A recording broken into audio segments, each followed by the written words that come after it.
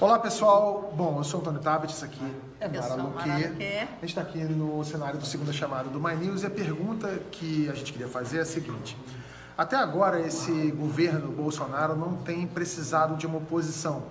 Na verdade, ele tem feito oposição a si mesmo, é uma auto-oposição. Por outro lado, quem deveria fazer oposição não tem feito até agora uma oposição propositiva. A pergunta é, quando é, afinal, que a oposição vai fazer o papel de oposição e tirar da família, do clã Bolsonaro e talvez de alguns ministros, esse papel que tem desempenhado de oposição, sobretudo nas redes sociais. Quando é que a oposição vai fazer algo propositivo e tirar deles esse papel? E a gente tem mais uma pergunta para fazer, mas dessa vez é para o Ciro Gomes, né? É, Ciro. A gente já convidou você tantas vezes. Olha, o Randolfo vem, Marina esteve aqui. Conta para eles que não dói nada. Conta para ele, Marina, Randolfo, conta para ele que não dói nada aqui no Segunda Chamada, que é um lugar para debates, de ideias, e a gente queria muito, né? Vem, Ciro. Vem. Olha, eu estou sabendo desse convite agora, eu sou todo dadivoso. Então, aceitei o convite, vamos marcar, vamos ver aí e tal.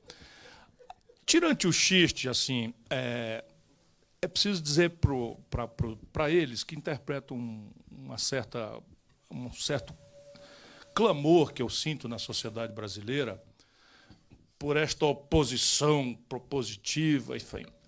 É preciso ter clareza que nós temos um longo curso. Isso não é uma corrida de 100 metros rasos. É uma corrida, é uma maratona. Nós temos aí... Então, o primeiro momento de um governo constituído em que nós, adversários, perdemos, é um momento muito importante para os ritos da democracia. Então, por exemplo, eu, e a Marina dirá por si, mas eu cumprimentei o Bolsonaro, não pessoalmente, mas cumprimentei aí pela imprensa, desejei boa sorte a ele e filo do meu sincero coração, porque acredito que um desastre muito grave do governo Bolsonaro, que infelizmente está se desenhando, não ajuda ninguém, não é bom conselheiro para nada, né? E muito menos é uma ilusão muito grande de algum partido político achar que se acontecer um caos no país, algum partido político será o favorito para aproveitar desse caos. O caos não é bom conselheiro nem aproveita a ninguém, porque enquanto ele acontece, são milhões de crianças que morrem, e eu tenho muito zelo por esse valor, porque fui às Nações Unidas ganhar o Prêmio Mundial de Combate à Mortalidade Infantil, quando o jovem governador do Ceará, numa tarefa que foi também muito ampla e iniciada por um senador, Tasso Gereissati, a quem eu também quero render uma homenagem aqui merecida, especialmente neste ponto. Essa oposição se especializa também nos ritos da posse.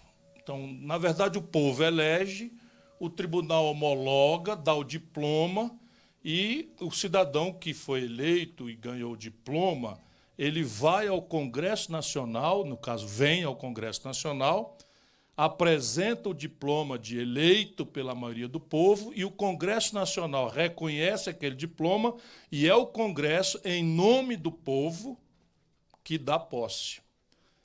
Na data da posse, o PDT compareceu, e eu estive presente na posse dos senadores aqui, então não estive presente na posse do Bolsonaro, não fui convidado, se fosse não teria vindo, mas o PDT cumpriu a sua tarefa.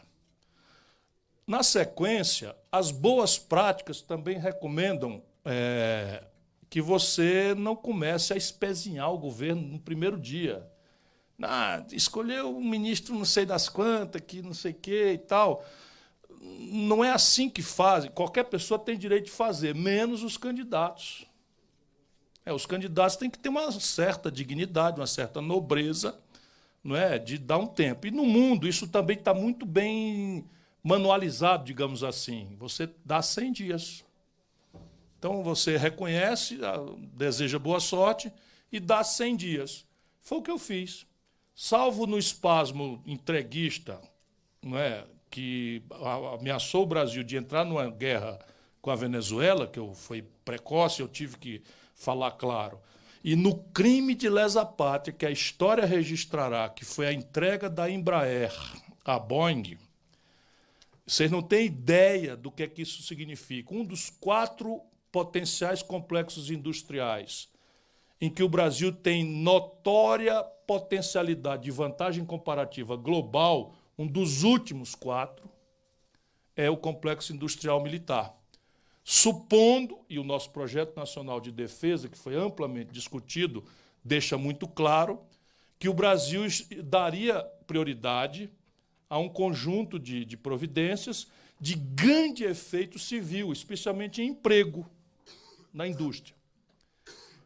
Um deles era o submarino nuclear da Marinha, um conjunto de artefatos que os militares do Exército, da Força Terrestre, optaram, em vez de ter um projeto, eles optaram por várias coisas, mísseis de curto alcance, uma série de coisas que está sendo executado, e o projeto do caça brasileiro,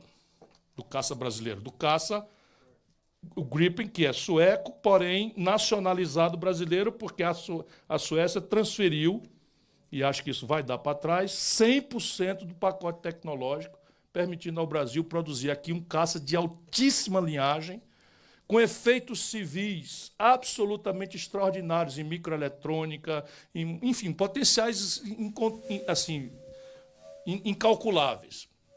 E também o Brasil tinha acabado de amadurecer o KC-390, que é uma joia tecnológica de um supercargueiro militar, totalmente nacional, o projeto da engenharia brasileira, e que esmagaria o Hércules 630 da Boeing, no mercado anual de 20 bilhões de dólares. Essa gente entrega, não é? Essas coisas todas. Então, salvo essas 2 providências que eu achei que minha consciência dava, eu aguardei os 100 dias e estou propondo um outro caminho de fazer oposição. Ao invés desse negócio de tchutchuca, tigrão, de deboche, não sei o que e tal, eu acho que é necessário racionalizar o debate. Porque se nós aceitarmos a tática deles de irracionalizar o debate a cada momento de dificuldade política, eles ganham. Por quê? Porque eles já estão muito bem assessorados, porque eles estão com todo o aparato de propaganda hoje da estrutura do Trump, está todo aqui no Brasil, inclusive dando entrevista, um tal Bannon. Por quê? Porque eles estão entranhadíssimos com o serviço de inteligência de Israel, que opera sem nenhum tipo de escrúpulo. Nenhum tipo de escrúpulo. E eles conhecem hoje a psicologia do nosso povo. Então, por exemplo, ser de esquerda no Brasil não pode mais ser um exercício de identitarismo, por mais generosa que seja, e todas elas são as causas identitárias. Mas na medida em que eu aceito isto, por exemplo, o meio ambiente tem que ser uma coisa que perpassa toda, como a Marina fala, toda a questão da concepção mesma de desenvolvimento. Inclusive, se põe em debate o padrão de consumo da população, põe em debate, porque não adianta a gente agora só fazer uma pergunta, quanto custa. Se nós só fizermos uma pergunta de quanto custa, nós vamos matar o planeta Terra. Vamos matar o planeta Terra, para não dizer que já estamos matando. É preciso introduzir pelo menos mais 2 perguntas. Uma pergunta de a quem aproveita comunitariamente o meu ato de consumo, e a terceira, se o meu ato de consumo é amistoso à natureza na origem e no rejeito. Isto seria capaz de produzir uma revolução pelas nossas próprias energias. Mas, assim, tudo mais colide com a moral popular brasileira, que é conservadora. Quanta provocação essa Marina não já sofreu pela convicção da religião que ela possui? E por ter uma cabeça arejada, porque essas coisas são perfeitamente compatíveis. Você pode perfeitamente ser religioso de qualquer denominação, de qualquer opção religiosa, do tronco de Abraão ou não, e ter a cabeça arejada, solidária com o povo e tolerante com as diferenças e respeitante da forma como que o outro adora a Deus ou não adora, ou desadora, ou não crê, enfim. Essas coisas todas precisam ser trazidas para reflexão. E aí os 100 dias são o tempo agora. Então, a ideia agora é a seguinte: execução orçamentária. Aí o povão vai, diabo é isso aí? É o seguinte, é o dinheiro. Tu acha que o prefeito da tua cidade diz que a prioridade é a educação, e quando ele vai distribuir o dinheiro, ele não bota titica assim na educação e bota tudo acolá em mordomia? Tu acha que ele está mentindo ou falando sério para ti? Todo brasileiro entende isso, por mais dificuldade que possa ter. E essa é a nossa ideia do Observatório Trabalhista.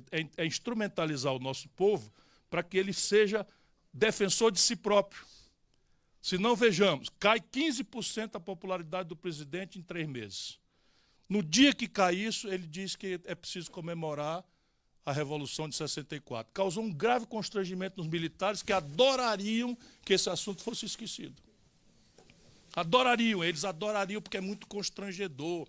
Hoje estão liberados documentos horrorosos, constrangedores, não só das barbaridades que cometeram, mas ao fato de que havia dinheiro sujo dos americanos, havia um estacionado na Baía de Guanabara, um porta-aviões americano pronto com a conivência de alguns militares brasileiros, poucos que sabiam de deixar uma potência internacional intervir aqui. Nenhum relatório deles falava de ameaça comunista de verdade, era tudo mentira.